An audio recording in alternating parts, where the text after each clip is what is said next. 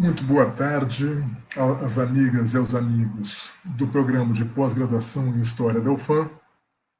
É com satisfação que a gente dá início a um projeto que tem por objetivo dar divulgação aos trabalhos e às pesquisas desenvolvidas no âmbito do nosso programa. O nome do projeto é Caminhos da Pesquisa. Num momento onde a universidade, em especial a pública, mas a universidade de modo geral, onde a ciência e onde a academia vem sendo vítimas de constantes ataques, por meio, inclusive, de meios institucionais, com corte de pesquisa, com corte de verbas, com corte de bolsas, com desrespeito a professores, é fundamental que nós consigamos divulgar o que vem sendo feito dentro dos programas de pós-graduação. É extremamente importante a gente ressaltar que mais de 90% da pesquisa desenvolvida dentro do país é desenvolvida dentro das universidades. E essa produção do conhecimento científico, essa produção acadêmica é fundamental para o desenvolvimento do país. É impossível um país sem ciência, é impossível um país sem conhecimento científico. E o programa de pós-graduação de História há anos vem cumprindo muito bem o seu papel. Criado em 2006, desde então vem apresentando anualmente um conjunto de pesquisas que vem contribuindo de forma muito significativa para a historiografia amazonense brasileira e mundial. Todo ano, teses e dissertações vêm sendo colocadas e defendidas no nosso programa, que já avoluma um total de mais de 150 trabalhos defendidos. É um número bastante importante, é um número bastante significativo. Estão de parabéns todos os egressos, todos os alunos, todos os professores e todos os servidores que passaram pelo nosso programa. Então, no dia de hoje, nós temos a primeira edição desse projeto, Caminhos da Pesquisa, com a Isabel Saraiva Silva. A Isabel vem desenvolvendo uma pesquisa, ela foi defender um mestrado na UFAM, com a professora Maria Luísa Ugarte Pinheiro, e agora vem desenvolvendo uma pesquisa de doutorado, também sendo orientada pela professora Maria Luísa, cujo título é Proletárias do Lar, o trabalho doméstico na cidade de Manaus entre 1920 e 1970. E hoje nós vamos ter, então, o prazer de receber a Isabel. Eu gostaria, antes de passar a palavra para a Isabel, de destacar que toda semana, sempre às terças-feiras, nós teremos a apresentação de uma pesquisa de algum discente. Então, seja de mestrado, seja de doutorado. Para quem não sabe, nós há pouco tempo tivemos o nosso doutorado aberto, já estamos com a segunda turma de doutorado funcionando e matriculada, né? Então, eu passo já a palavra para a Isabel e, após o término da fala da Isabel, as perguntas que forem colocadas nos comentários do Facebook, eu passo para ela, para que a gente possa conhecer um pouquinho mais do seu trabalho. Boa tarde, Isabel, tudo bem? Como é que tu estás? Boa tarde, professor. Boa tarde a todos os colegas que estão assistindo aqui a nossa live. Eu estou bem. Queria começar agradecendo, né, a iniciativa, é muito importante. Nesses tempos de pandemia também ajuda a gente a dar aquele gás na pesquisa. A gente sabe que são tempos atípicos, nossa rotina se modificou bastante. Então, ter que repensar aí os caminhos da sua pesquisa e apresentar para um grupo de colegas é muito importante para a gente continuar nessa caminhada, né? Acredito que todo mundo que esteja assistindo me conhece. Como o senhor falou, eu já fiz mestrado na UFAM, então faço parte da primeira turma de doutorado e resolvi, no doutorado, continuar com as mesmas fontes, claro que eu vou ampliar, mas dá um novo olhar para essas fontes que eu já trabalhei na minha dissertação. E aí, começando aqui a nossa conversa, eu vou falar sobre como a pesquisa surgiu. O meu projeto de pesquisa ele surge no momento da defesa, na minha dissertação, onde a minha banca, que foi composta pela professora Tereza Cristina, da UNB, a professora Maria Luísa Ugarte Pinheiro, que é a minha orientadora, e a professora Patrícia Silva, que faz parte do PPGH. Então, a minha banca, ela observou que as minhas fontes, as meninas que eu estudava para observar os processos de defloramento, de sedução, os crimes passionais eram, em sua maioria, domésticos. E eu até mencionava isso no trabalho, só que eu não observava de maneira atenta. Então, eu estava ali com um conjunto de fontes que podiam me falar sobre o trabalho doméstico. E, diante disso, eu resolvi enveredar por esse caminho na minha pesquisa de doutorado.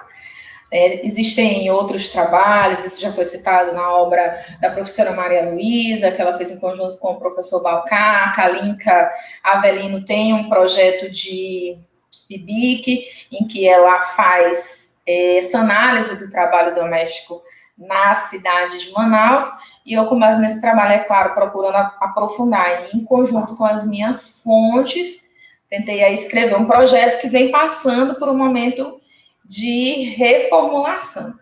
Então, eu vou começar compartilhando com vocês a questão dos meus objetivos, de como eu enxergo esse trabalho doméstico, né? Para isso, eu vou usar aqui, vou tomar emprestado as palavras da Sueli Kofs, que é uma antropóloga, que me ajudou muito a pensar no meu projeto num primeiro momento. Então, a Sueli, ela aborda o trabalho doméstico como um campo que concentra uma representação que vai muito além de uma profissão. Ela define personagens, se refere a um lugar, caracteriza ações, e essas relações envolvem gênero, classe, família, público, privado, e principalmente algo que é muito interessante, que é a questão do gênero feminino, mas o gênero feminino vivenciado de maneiras diferentes. E aí, mais do que nunca, dentro desse meu projeto, eu consigo observar a pluralidade da categoria mulher, né, que jamais pode ser pensada aí no singular, sempre no plural. Isso, observando essas questões, eu tracei alguns objetivos para a minha pesquisa, que eu vou compartilhar aqui com vocês. E o objetivo geral dela, primeiramente, é compreender as relações sociais, econômicas e de gênero que envolvem o trabalho doméstico na cidade de Manaus. O meu recorte foi pensado primeiro entre as décadas de 1920 e 1970, seja pela questão das tentativas de regulamentação desse trabalho doméstico, que hoje eu enxergo como um campo problemático, algo a ser repensado, e seja pela questão das minhas fontes da dissertação, que estão concentradas ali na década de 1930, na década de 1940. Então, eu pretendo focalizar questões referentes às condições de vida, condições de trabalho e a luta pelos direitos dessas trabalhadoras. Porque, observando a série de legislações que foram se dando em torno do trabalho doméstico, eu tenho uma teoria, uma suspeita que eu pretendo aí investigar através da análise das minhas fontes, de que há um protagonismo dessas empregadas domésticas em torno da regulamentação do trabalho delas, porque eu entendo que esses direitos, eles não são dados de presente pelas autoridades. Eu percebo que quando se pensa em regulamentar, trazer algum benefício para esses empregados domésticos, há aí como pano de fundo para tudo isso o trabalho, a organização dessa classe de trabalhadores, das domésticas. Então, concluindo aqui a questão do meu objetivo geral, eu pretendo focalizar aí questões referentes a condições de vida, trabalho e luta por direitos. Entre os meus objetivos específicos, eu tenho aqui analisar o intercruzamento no âmbito do trabalho doméstico, de diferenças relacionadas a classes sociais e comportamentos culturais. Pretendo identificar o papel do Estado na questão da marginalização das empregadas domésticas. A gente pode ver, por exemplo, que na época da CLT, quando ela foi colocada, os trabalhadores domésticos, eles foram simplesmente excluídos dessa legislação trabalhista. Então, a exclusão desses trabalhadores também diz muito naquele momento. E analisar o contexto local e nacional da criação de decretos que vão aí tentando regularizar essa profissão do trabalho doméstico. Também queria ressaltar que eu me foco nas mulheres, eu entendo que o trabalho doméstico não é exclusividade das mulheres, que há muitos homens exercendo essa profissão, mas foi uma escolha minha trabalhar com as mulheres, tanto pelo fato delas serem maioria, né? A gente sabe que mais de 90% das pessoas que exercem o trabalho doméstico, a composição aí é de mulheres, né? E aí vão aparecer outras questões que, através das apresentações, vão me aparecendo, vão me sendo sugeridas, né? Quer ver também a questão de raça, né? Aqui dentro de um conceito histórico, já que não são apenas mulheres, mas uma porcentagem grande, em dados recentes, mais de 70% são mulheres negras, né?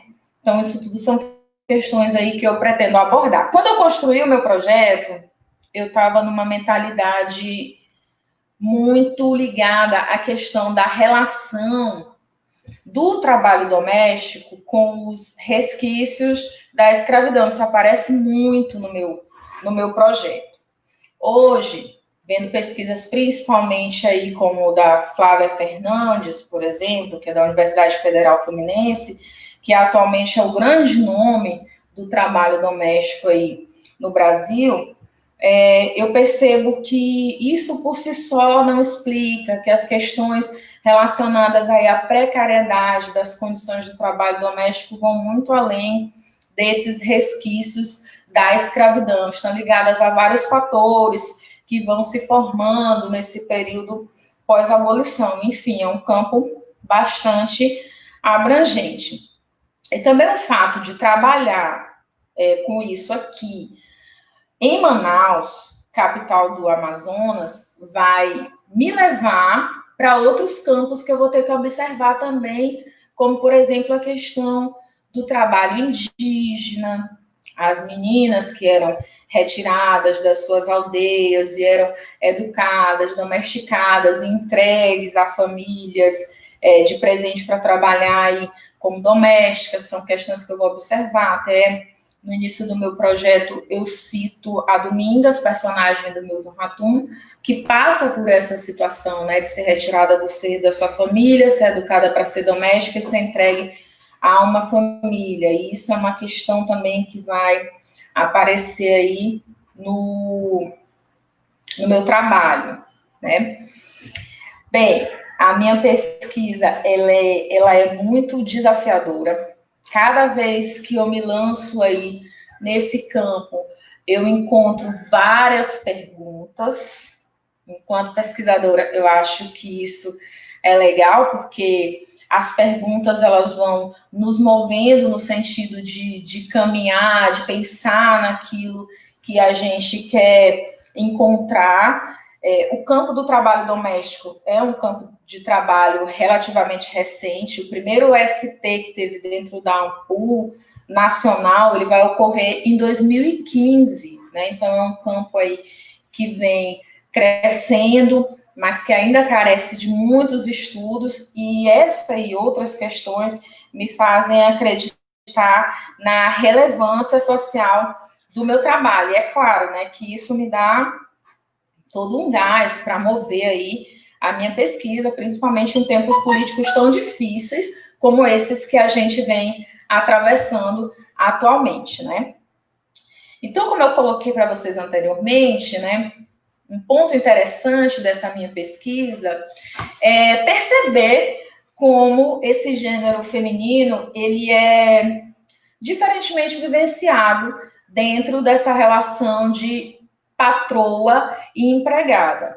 E como esse termo doméstico, gente, cabe todo um estudo em relação a ele, porque havia realmente aí uma tentativa de domesticar essas empregadas. Isso no pior sentido que a palavra pode ter para nós, né? Elas queriam controlar os horários que elas saíam dos lugares, os locais que elas frequentavam, mesmo fora dos horários de trabalho. E isso piorava muito quando essas meninas eram meninas que vinham aí do interior, com a promessa de estudo, e acabavam realizando aí um trabalho não remunerado, né? Dentro das casas. Realizavam todo o trabalho doméstico e ficavam aí à mercê das suas patroas, certo? Então, eu vou observar aí dentro do meu campo de pesquisa, né? Reflexões acerca dos meus eixos temáticos, que são raça, relações de gênero, né?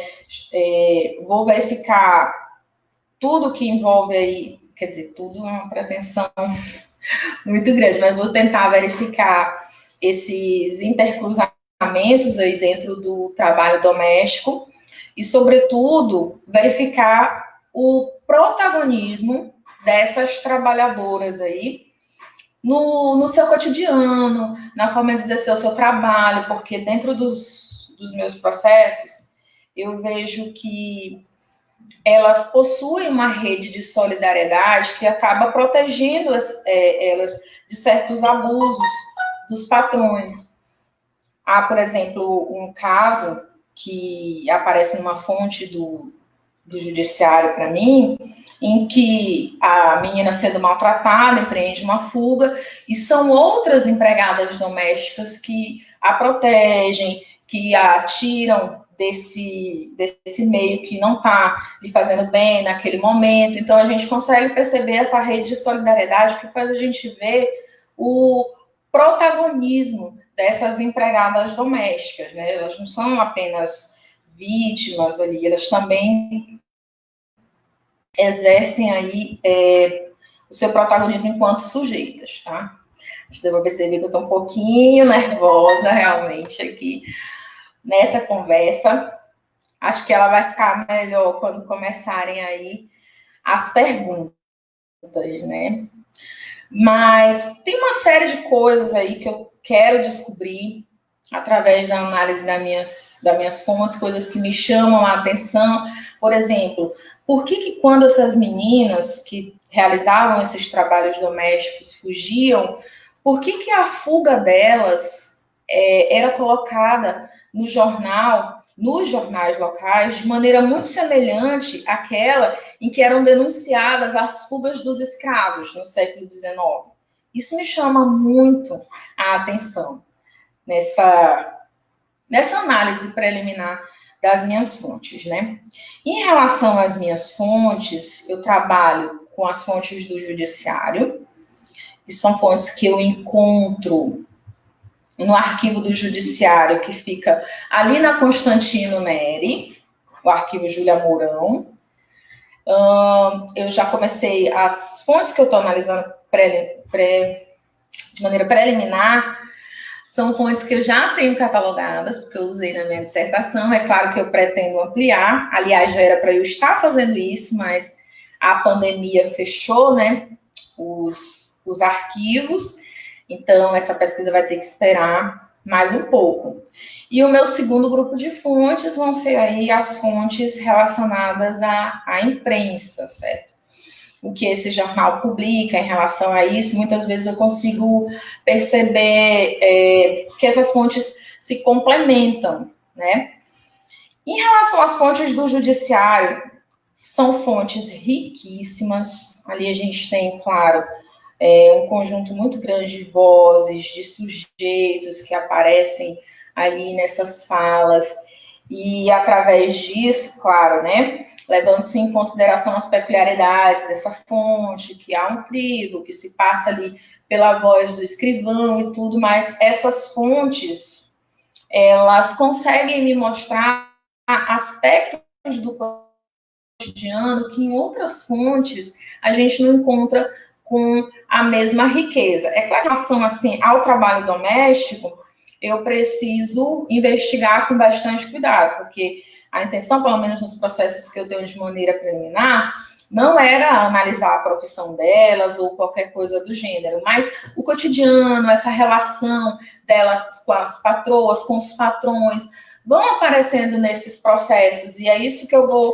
pretendendo aí analisar, né, esse cotidiano e essas falas que vão aparecendo dentro dessas fontes do judiciário. Os jornais, eu vou continuar com os jornais que eu usei para trabalhar na minha dissertação. É claro que eu pretendo ampliar a quantidade deles, né? E agora também eu tenho outras questões para visualizar, né? São jornais que estão, sobretudo, ali na Biblioteca Pública Estadual do Amazonas. E aí, através desse diálogo e dessas questões que vão aparecendo para mim, eu espero conseguir observar como se dava essa vivência das empregadas domésticas aqui na cidade de Manaus. O meu recorte inicial está aí de 1920 a 1970. Mas eu vou sentar com a minha orientadora para ver a possibilidade da gente dar uma modificada diante de fontes que eu posso encontrar relacionadas aí à Justiça do Trabalho, que já tem um conjunto de fontes aí mais recente, né? E é isso, gente. Eu estou aí nesse caminho da pesquisa, descobrindo novas coisas. Quando eu construí meu projeto, eu não tinha realizado leituras dos artigos da Flávia Fernandes, que são muito importantes para repensar a questão do trabalho doméstico no Brasil nos dias atuais. Eu tinha me pautado no trabalho da Sueli Cox, até porque, como eu mencionei anteriormente, essa questão do trabalho doméstico aparecer aí para a gente na historiografia é relativamente recente, mas é um campo aí em ascensão, é um campo necessário de pesquisa. A gente precisa trazer à baila aí as questões que levaram à exclusão, à precariedade dessas condições de trabalho dessas trabalhadoras, certo? Lembrando também que a questão de trabalhar mulheres foi uma escolha, mas eu reconheço que o trabalho doméstico não é um campo exclusivo de mulheres, que há também uma presença de homens nesse trabalho doméstico, certo? E eu vou aqui, diante do meu nervosismo que eu estou, abrir aí esse momento de perguntas para poder conversar com vocês acerca da minha pesquisa, e é claro, sempre com grandes expectativas aí de contribuições, né? De falas que vão me fazer repensar melhor o meu objeto, de ideias, de coisas que eu não tinha visto antes. Por isso que esse diálogo é tão importante e é sempre muito rico. Então, obrigada, e agora vamos lá ao debate. Muito obrigado, Isabel. Parabéns pela fala, parabéns pela pesquisa, parabéns pela escolha do tema.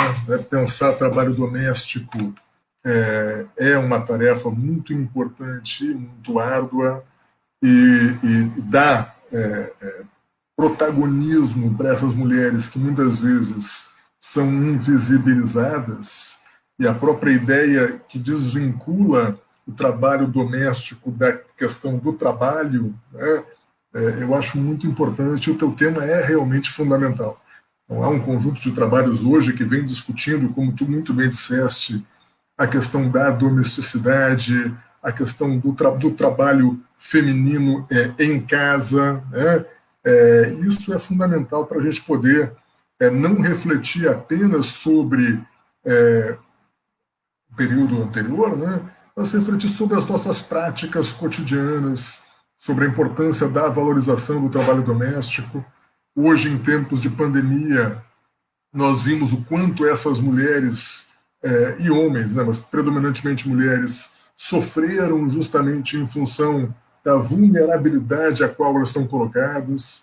Recentemente, a morte do menino Miguel colocou também em xeque, né, essa importância do trabalho doméstico e a maneira como a sociedade encara esse trabalho.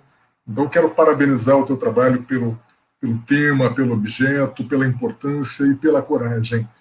E o teu nervosismo é normal, né? Afinal de contas, tu estás inaugurando o projeto Caminhos da Pesquisa, né? Está sendo a debutante do projeto, né? Então, te agradeço muito pela coragem e pela oportunidade de poder falar sobre o teu trabalho, né? E falar sobre o que vem sendo desenvolvido no programa. O teu mestrado foi muito bacana e o doutorado também, né?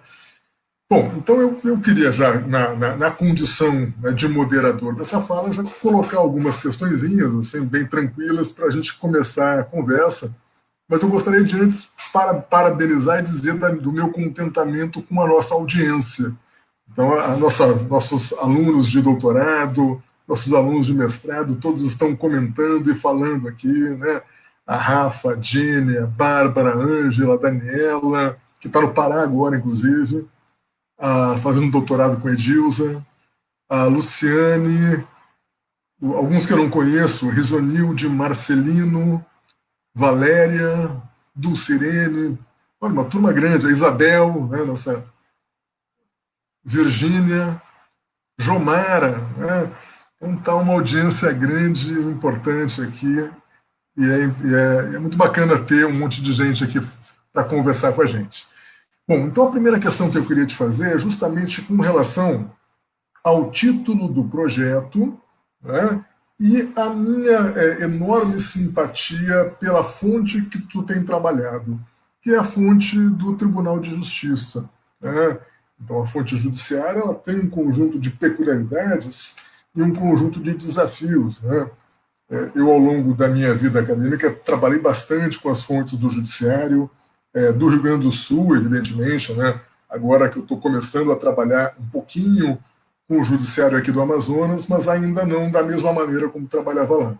Então, a pergunta vem justamente nessa situação, de pensar os caminhos da pesquisa e que caminhos foram esses que te levaram às fontes do judiciário, que nós sabemos muito bem a dificuldade que é de localizar os processos, de ter acesso aos processos primeiramente, né? Então, muitas vezes, alguns acabam até desistindo de trabalhar com uma fonte que é tão importante, tão valiosa, que traz informações tão ricas para nós historiadores, ricas e surpreendentes, porque num processo do judiciário, tu encontra coisas que são sensacionais, assim, né? Então, fontes ligadas à prova documental, cartas, testemunhos. Então, a fonte do judiciário sempre é uma surpresa e, normalmente, uma surpresa muito agradável. Então, essa primeira pergunta é justamente nisso. Quais foram os caminhos que te levaram à pesquisa nas fontes do Tribunal de Justiça e quais foram os obstáculos, quais foram as dificuldades e quais foram essas gratas surpresas que tu encontraste ao longo da tua pesquisa?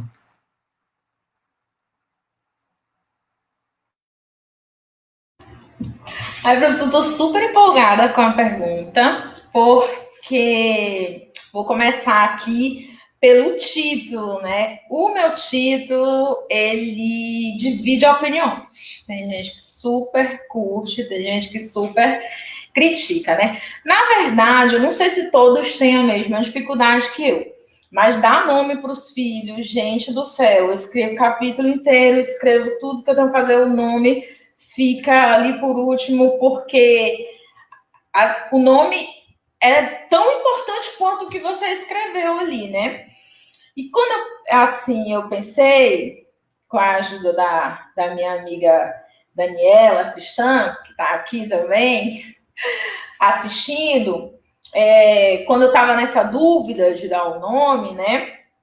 O que eu pensei nessa questão da organização, porque como eu estava, e é claro que hoje eu vejo isso como uma questão que eu tenho que analisar de maneira bastante cuidadosa, mas como eu estava muito ligada à questão dos aparatos jurídicos, né, daqueles passos lentos que as empregadas dão, ou os empregados, né, que não são apenas mulheres, vão dando em relação à conquista dos seus direitos, eu pensei assim numa organização delas, né? Que a gente sabe que os direitos, eles não são presentes do Estado para as pessoas, né? Eles são frutos de conquistas das organizações aí dessas classes, embora eu não tivesse tido uma visão clara dessas classes se organizando, mas eu sabia que elas se organizaram em algum momento, né? Porque os direitos, eles nem são dados de graça e, claro, né, não são garantidos para sempre, como a gente consegue ver aí no atual governo, ele fazendo uma caça aí perigosa aos direitos que foram conquistados aí ao longo dos anos, né? Mas foi realmente nesse sentido aí de organização, dessa força de trabalho, de vê-las como uma classe que eu pensei nessas empregadas domésticas como operárias aí. E fiz essa alusão. Agora, esse título, claro, né, que eu estou repensando, como todo o projeto, e que eu espero que amadureça bastante até a minha qualificação. E os caminhos que me levaram às fontes do judiciário, nossa, eu acho isso delicioso, porque aí você tem a Raquel Soyer, que é uma das protagonistas nessa questão das histórias das mulheres aqui no Brasil, né, que traz pra gente os estudos da Michelle Perrot, ajuda a popularizar, né, isso tudo, e a Arlette Farge. Quando eu li sobre essas mulheres, eu tinha um desejo muito grande de estudar as mulheres populares. E quando eu li os textos da Raquel Soyer e da Arlette Farge, eu vi a questão das fontes do judiciário. Aí me deu aquele estalo, caramba, minhas mulheres estão lá no judiciário, eu vou atrás dessas fontes. E até então, eu não tinha tido acesso, não tinha lido nada. E fui atrás dessas fontes. Infelizmente, aqui no Amazonas, claro que isso melhorou. A gente tem até um colega nosso da Ampul, do mestrado, que é o Juarez, que está à frente da questão do arquivo do judiciário. Mas na época que eu estava no mestrado, que é a minha turma de 2014, ainda era um acesso muito restrito, muito difícil, o arquivo não estava organizado, isso dificulta demais a pesquisa da gente, porque quando os arquivos estão organizados, e assim, depois do meu mestrado eu ainda não tive a oportunidade de visitar o arquivo, mas através de conversas com outros pesquisadores, eles me falaram que o artigo está bem mais, o arquivo está bem mais organizado agora, eu fico até feliz com isso, porque como eu fui uma das pioneiras, né, a trabalhar com as fontes do Júlia Mourão, tem outros trabalhos, mas o tipo de fonte que eu analisei, eu acredito que eu tenha sido a primeira, que são os defloramentos, sedução e crimes passionais, encontrar esses processos, nossa, era um trabalho muito difícil, mas foi realmente essa questão de querer estudar essas mulheres populares e saber, claro, dessa exclusão das mulheres aí ao longo da história, né, que normalmente elas não aparecem nas fontes oficiais e que eu teria que adentrar aí a essas fontes que me trouxessem esse protagonismo das mulheres, foi o que me levou aí para as fontes do judiciário. E quando eu me deparei com essa fonte, nossa, eu acho que todo mundo que trabalha com essa fonte tem uma paixão surreal por esse tipo de fonte, porque para a gente que é historiador, nossa, a gente mergulha naquilo ali e é muito melhor do que qualquer novela. É a vida real, são as pessoas, como a Arlette Farge costuma sempre colocar, né? São as pessoas pegas de surpresa, flashes do seu cotidiano. Claro, né? Que considerando ali que a questão do escrivão, que está ali, né? Que pode realizar uma alteração ou outra na fala, né? Dos depoentes e tudo, mesmo levando-se em consideração aí todas as peculiaridades da fonte, são várias vozes, são vários sujeitos. Então, são fontes deliciosas e fontes riquíssimas, como a Arlette Farge costuma dizer numa frase que eu conto para todo mundo que é próximo a mim, para quem estuda a história das mulheres, é um maná, é um presente. E foi assim, eu espero ter respondido. Com certeza. Vamos aí para as próximas. Tem várias questões aqui, as pessoas estão perguntando bastante. A Bárbara diz que está nervosa já. A Bárbara vai ser a próxima vítima do Caminhos da Pesquisa. Na próxima terça-feira, a pesquisa da Bárbara. No finalzinho, eu falo o tema dela aqui. Então, as questões aqui que estão sendo colocadas são, primeiro, muitos parabéns, né? A Gabriela dá o parabéns pela pesquisa. E a Rafa, que eu quero agradecer muito a Rafa, que a Rafa e a Tamile, que são as representantes discentes, auxiliaram muito na organização desse projeto, junto com todos os discentes, primeiramente da primeira turma de doutorado, todos se dispuseram a participar, então vai ser muito bacana. Agradeço a Rafa pela ajuda, a grande ajuda.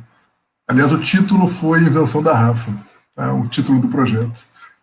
Então vamos lá, o que a Rafa pergunta? Bel, para essas mulheres trabalharem em algum momento, tinha que ter autorização de pais ou marido?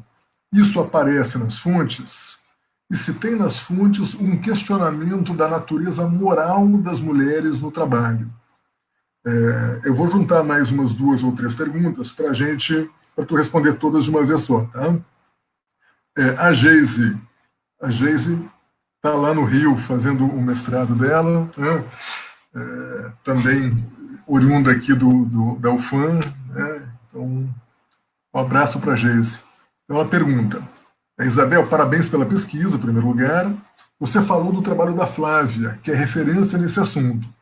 Interessante que a Flávia vem trabalhando com as questões de raça, classe e gênero nas pesquisas dela sobre trabalho doméstico.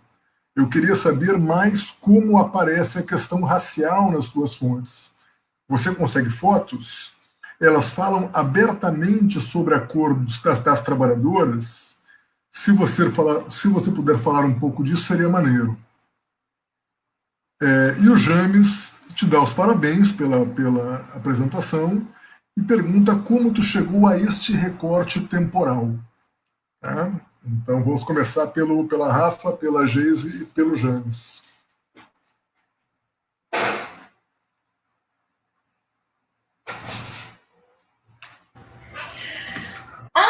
Primeiro, agradecer a presença de todos. Já vi aí na primeira lista que tem muita gente querida. Geise é uma querida, me ajudou muito na minha dissertação. Eu fiz o mestrado trabalhando e Geise foi incrível na questão das fontes comigo. Nossa, só agradecer aqui a contribuição dela na época da minha dissertação. Beijo, Geise, obrigada por estar assistindo. E vamos lá. Rafa, essa questão que tu me perguntou sobre a autorização dos pais ou do marido, eu vou até pensar sobre isso, porque o que eu vejo, né, dessas meninas? Não é que eu vou ficar nesse conjunto de fontes, mas são as primeiras fontes que eu estou analisando, né? E a gente sabe que tanto por questão de acesso, né, principalmente agora por conta da pandemia, a maioria dessas meninas, elas são menores de idade. E o que a gente percebe? Uma prática que, infelizmente, ainda é muito comum nos dias atuais, né? Essas meninas, elas vêm do interior para a cidade e as pessoas prometem, né? Os donos da casa prometem que elas vão estudar e o que elas acabam exercendo é um trabalho não remunerado em busca de alimentação e algumas letras, né? O que muitas vezes desagrada essas meninas, obriga essas meninas a fugir. A questão da autorização não aparece nessas minhas fontes preliminares, amiga. O que eu consigo perceber é que quando essas meninas não são meninas que vêm do interior, são essas promessas de receberem estudo, né? E na verdade vêm com trabalho gratuito, são meninas que ajudam no sustento da casa, que são filhas de empregadas domésticas. E isso eu consigo ver nas minhas fontes. Porque como a vida de todas as mulheres da família é investigada nesses processos que eu tenho acesso primeiramente, eu consigo ver que as mães também são empregadas domésticas. Então, você tem aí meninas em situação de extrema pobreza, que trabalham para ganhar muito pouco e que algumas vezes trabalham para não ganhar nada, né? como eu estava estudando menores de idade, primeiramente, né, eu não consigo ver essa presença dos maridos, mas dos pais, assim, a relação que eu vejo é de entregar essas meninas à mercê das famílias, tanto porque há necessidade de se manter o sustento, né, elas ajudam na renda da casa, ou porque eles entregam realmente pensando na esperança de que as filhas terão um futuro melhor, um futuro diferente deles, porque vão ter aí acesso a estudo, né? Agora, para a Geise, linda Geise, a questão da cor da pele das meninas, e isso é uma questão muito interessante no meu trabalho, porque, assim, quando você fala de Rio, né, o próprio trabalho da Flávia, quando você fala da Bahia, né, você tem muito presente essa questão do negro, né, isso fica muito claro.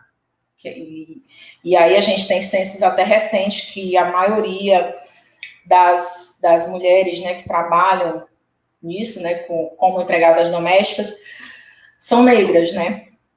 Mas aqui no Amazonas, a gente tem aí uma peculiaridade. Essa cor da pele normalmente não aparece, eu consigo perceber quando há o exame de corpo de delito, né? Que eles falam, descreve a pessoa, se era parda, se era negra, ou enfim. Mas não aparece de maneira relevante nas pesquisas, né? E aqui no Amazonas, essa peculiaridade da questão das meninas indígenas, que quem me chamou a atenção foi até a professora Patrícia Mello, é uma coisa que eu pretendo me aprofundar e investigar no meu trabalho.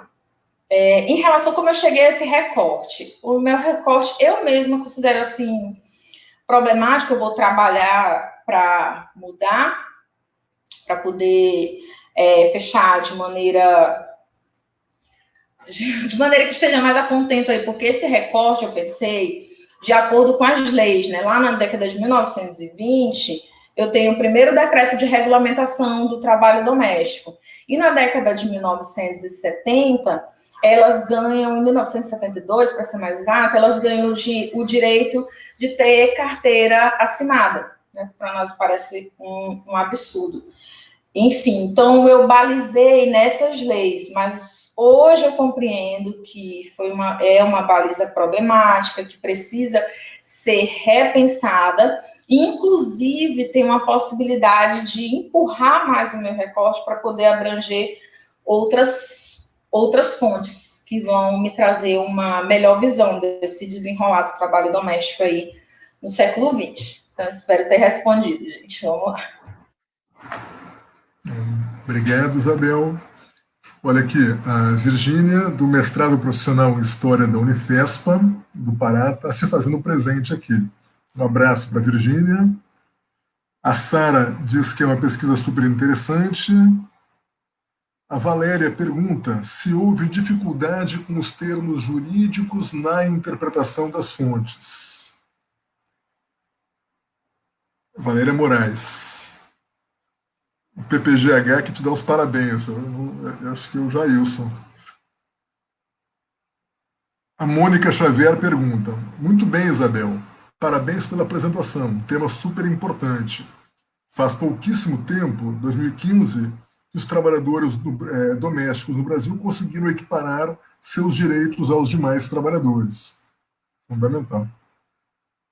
E a Bárbara, onde é que está aqui? A Bárbara, então fala: parabéns pela tua fala, e pergunta se tu pensas em refletir apenas sobre o trabalho doméstico remunerado e o trabalho doméstico não remunerado. Tu pensas olhar nesta perspectiva também ou não?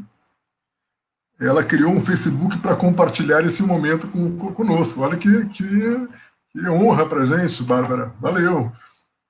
A Dani diz que é excelente fala, Isabel, mas ela gostaria de saber se nos processos judiciais é possível encontrar as meninas indígenas.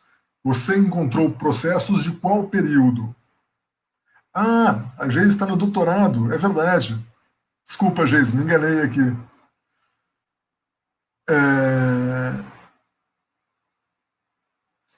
A Dani pergunta também, fala que o teu recorte é bastante longo e acaba atingindo a história do tempo presente.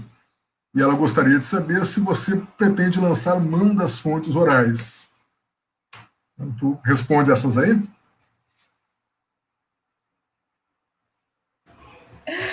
Ai, um abraço, muita gente querida assistindo a live. É muito legal, em tempos assim de pandemia, a gente sentir esse calor gostoso aí dos amigos. Dani, Virgínia, que tá aí dando os primeiros passos no mestrado. Desejo muito sucesso para ela, minha amiga de longa data, Dani, minha companheira do mestrado, que vai qualificar agora nos próximos dias. Então, vamos lá, né? As perguntas. Em relação aos termos jurídicos, eu sempre conto com a assessoria de uma amiga que é formada em Direito, que é a Sara. É claro que ela tem as limitações, porque as grades dos cursos de Direito daqui, né, da UEA, da UFAM, não tem muito essa questão da história do direito, né? A gente sabe que as leis são dinâmicas, né? Elas vão mudando, os termos vão mudando, enfim. Mas eu sempre conto com a assessoria dessa minha amiga, Sara dos Santos, que é formada em Direito, que eu sempre recorro, peço socorro, né? E claro também que, normalmente, quando se tratam de leis, assim, que já são bastante estudadas, eu recorro aos artigos de pessoas que analisam essas leis, e isso me ajuda bastante, tanto no campo do direito, quanto na sociologia, enfim. Mas, realmente, é um desafio para a gente que é de história.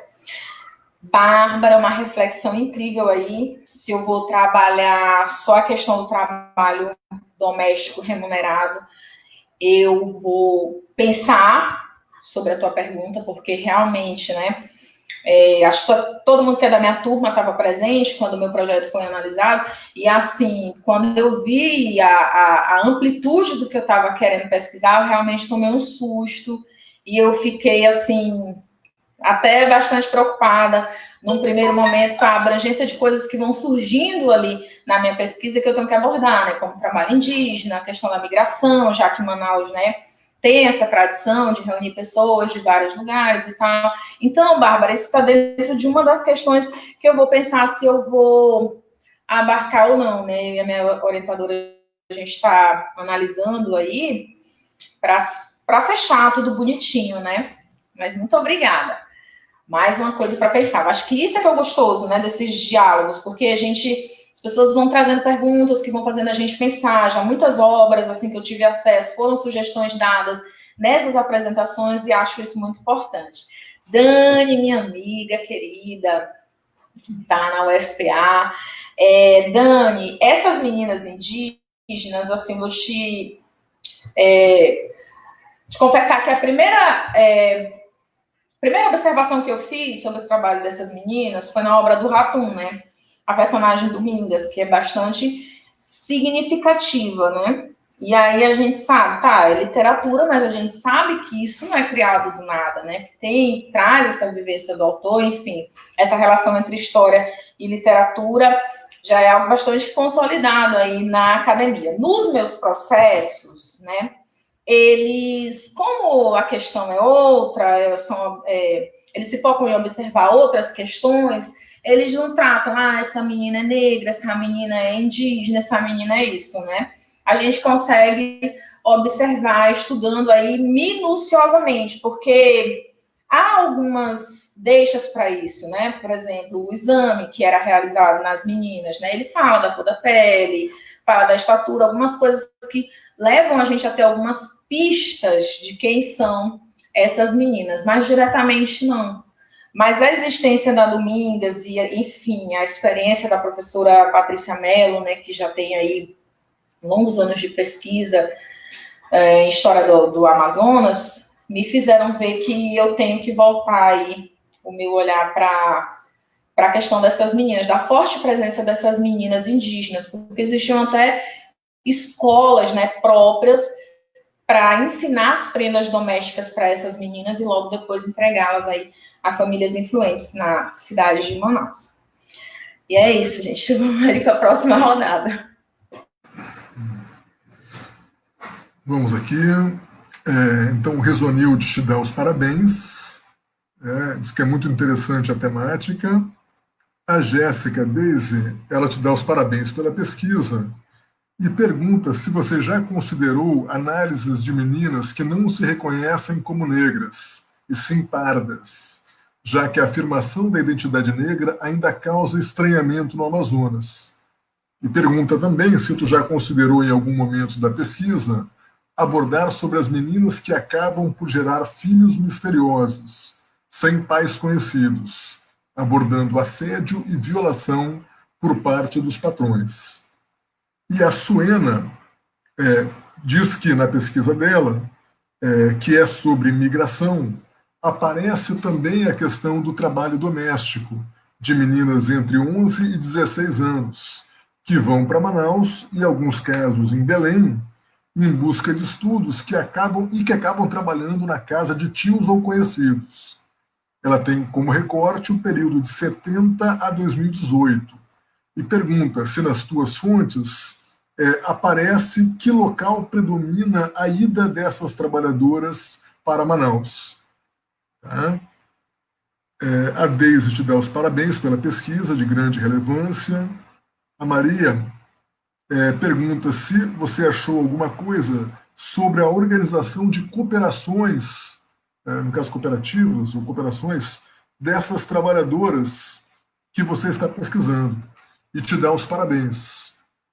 Então, a Suena, a Jéssica e a Maria do Carmo.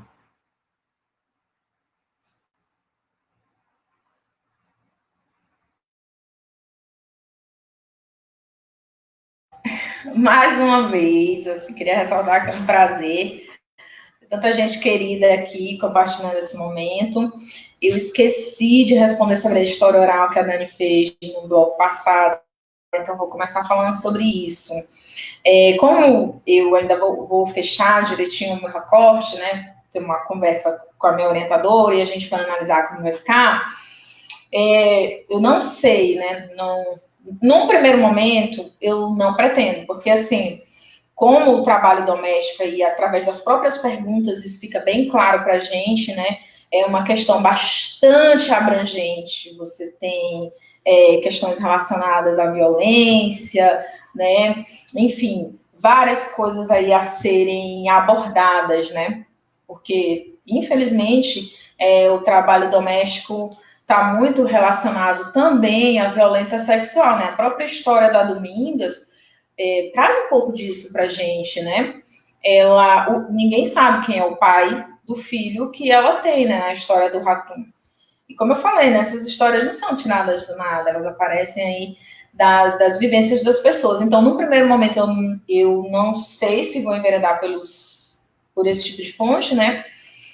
As fontes orais, mas também não descarto a possibilidade.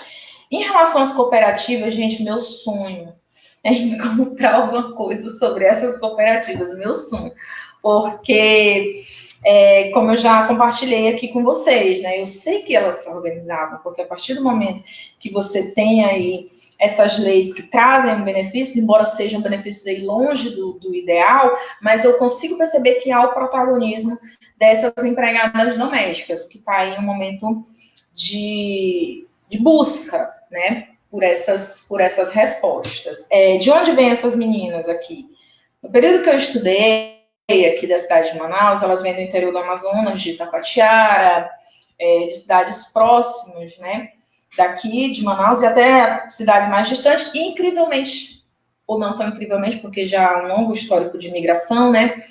Vem da região ali gente, não sou boa de geografia, mas da região ali de Santarém, Óbidos, essa região do Pará, que é mais próxima aqui à capital amazonense. Então, elas vêm principalmente dessas cidades aí aos arredores. Eu encontro muitas meninas de Santarém, por exemplo, nos meus processos. E de outras cidades ali das regiões próximas.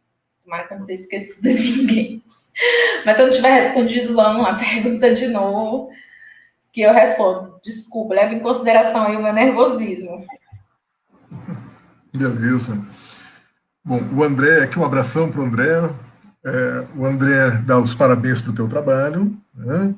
E falando sobre o recorte temporal, ele diz que é um período interessante da história de Manaus, por ser entre os ciclos econômicos da borracha e da Zona Franca. e faz menção ao livro do professor José Aldemir, né, Manaus, cidade doce e dura em excesso, que estuda esse período e justifica o recorte com uma crítica às análises sobre a Amazônia que lançam luz sobre os ciclos econômicos, havendo um hiato. Não apareceu toda a pergunta aqui, André. Então, acho que é... Deixa eu ver. Está comentando, acho que a relação do livro com a tua pesquisa. A Isabel Cristina, tua xará, te dá os parabéns pela pesquisa. Maria Eduarda, tua irmã, também te dá os parabéns pela pesquisa. Olha. Bom, quer comentar a pergunta do André? Que não foi bem uma pergunta.